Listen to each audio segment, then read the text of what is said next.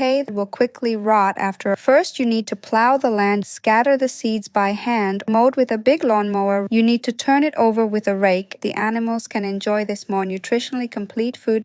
Hi all. Today, I will tell you how to sow grass for hay, how to harvest it, and how to properly store hay. Some of the best varieties of hay to plant are sainfoin, timothy, clover, alfalfa, or sweet clover. All these herbs are perennial, that is, you sow them once and then they grow on their own every year. It is also very useful to sow oats because not only can your animals eat the entire green grassy part, but they also get to eat the very nutritious grain that grows on top. The drawback is that oats must be planted every year. Most hay seeds should be sown in the spring so it's ready for harvest in the summer. However, oats shouldn't be sown until May or June.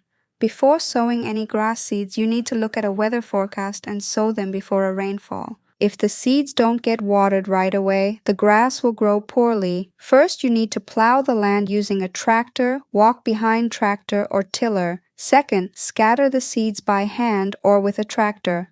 I know that sounds easy, but there's a few things to think about. You might wonder about weeds.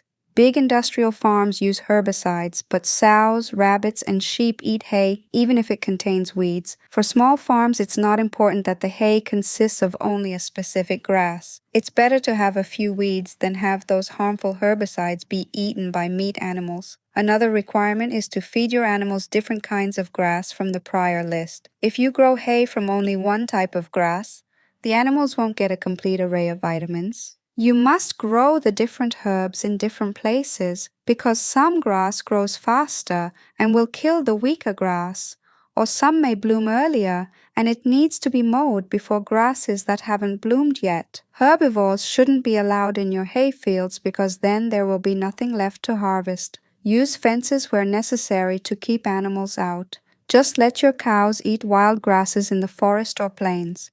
Next, let's talk about when to mow the grass and how to do it. Oats can be cut 60 to 70 days after germination while they are green if you want to use them as hay, and if you want to get grain and straw, then you need to wait until the oats turn yellow. Any grass other than oats are mowed with a big lawnmower right when they bloom. Don't cut grass right before it rains, since the cut grass needs to lie in the sun for 5 to 7 days until it dries. So try to cut your grass when you see 7 sunny days in the weather forecast. On small farms, you can even use a scythe to cut the grass by hand, but since a scythe makes bigger piles, after 4 days, you need to turn it over with a rake and then wait a couple more days for the other side to dry. Then rake the grass into small piles. Then combine them into big stacks with a pitchfork.